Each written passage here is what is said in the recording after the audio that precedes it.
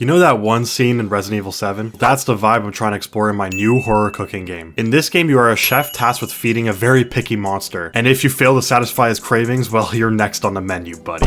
This is a game I want to make on Steam, and I'm going to show you the process for making my early game prototype and game concept in this video. I was definitely inspired because recently I made a game called The Space Between, which is a horror game, and we finally released that on itch.io. And that gave me the experience in making games, but also horror games that I think I really want to leverage for another project. That's why I thought this would be a good concept for my first Steam game. Not only that, but horror games are very trendy among content creators, and you know I'm all about that bag. So for my game, I wanted to have a little bit more of a unique concept, and there's always been a thing in horror media of scary food or food horror, so I thought having a game centered around the horror around food and cooking could be a really interesting concept. My idea for this game is that you are the new head chef of a restaurant after the recent head chef went vacant. The game would center around you cooking different dishes under a time constraint similar to Overcooked, and it would go on a cycle of days and nights similar to Five Nights at Freddy's or Papers, Please. Of course, there's more stuff that I want to add to this, but I don't want to make my scope too big because I've really suffered from that in the past. Like any game dev, I do not finish my games at all. But hold your horses, because before I start prototyping the gameplay,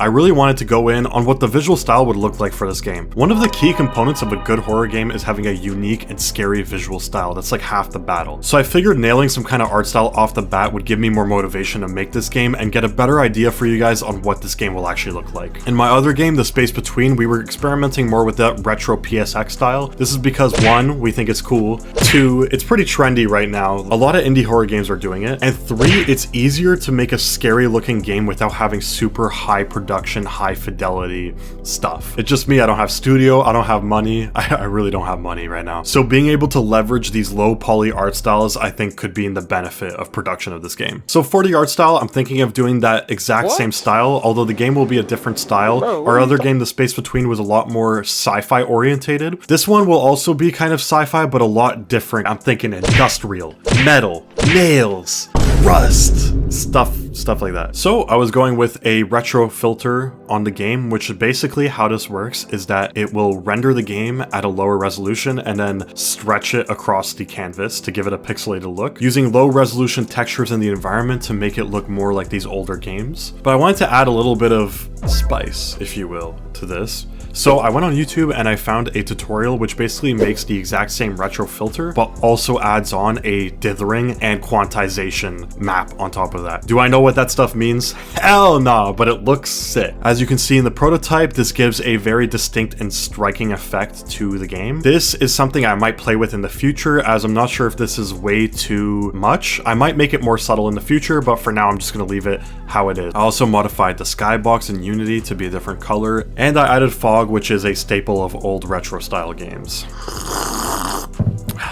Alright, so now I have some idea of what the visual style looks like for now. So from here, it was time to work on an early gaming prototype. For this prototype, I had a couple different versions before I settled on what kind of gameplay I actually wanted in this game. The first one I made was for a similar but different concept where I wanted to do a horror cooking game, but I also wanted to add farming in the mix, like growing your own crops and stuff. And this was done through a first-person controller. But this one felt a little bit too all over the place and the scope was too big. I wasn't really able to visualize how I could actually make this look. But maybe in the future I could explore this idea. Or not, probably not, I'm lazy. So cool idea, but for now it's going in the poo-poo bin. So finally, I just decided to not deal with that kind of stuff, not deal with movement, and just focus on the cooking gameplay itself. So I have a stationary camera system with clicking, inspired by other games like Papers, Please or Papa's Burgeria if you're an unk like me. Rest in peace to Flash games. So I started with building a center point for the player and 4 different tables on each side. These will each represent a station. When it comes to the mechanics, first I made it so that the player can walk towards these stations and look around with the camera. And then next I started working on a click and drag system for objects in the game. This ended up taking me a lot longer than I thought it would because the whole time I was trying different click and drag systems and they just weren't working. And then I realized it was some kind of conflict with the render texture itself. So I low-key just got ChatGPT to write a code. It converts the coordinates of the world into the render texture so you can actually click on the render texture and it'll work that way. Sorry guys, AI.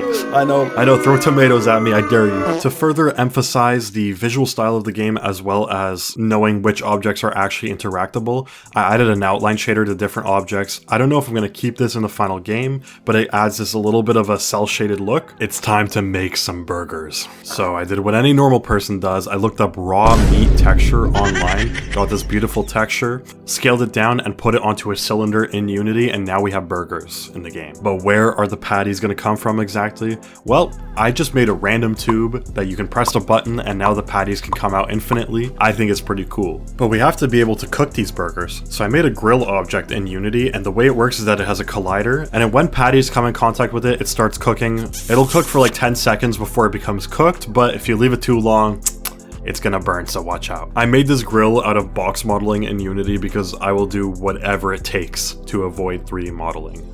I don't want to do it. We got the patty, but we need everything else. So it's time to make a burger. So now I went to the assembly station in Unity and I made a countertop out of wood. And I made a couple of quick common ingredients. They're not going to look like this in the final product. And I do want to invoke a little bit more of horror into the ingredients. I'm not sure how yet, but it's going to happen. So I quickly made some burger guns. Well, I misspoke on that one, but I might have to add that to my list of mechanics later. Anyway, I added some common ingredients. We got burger buns, we got cheese, we got lettuce. Before I went on to make this burger stacking system though, something about the visuals of the game were really bugging me.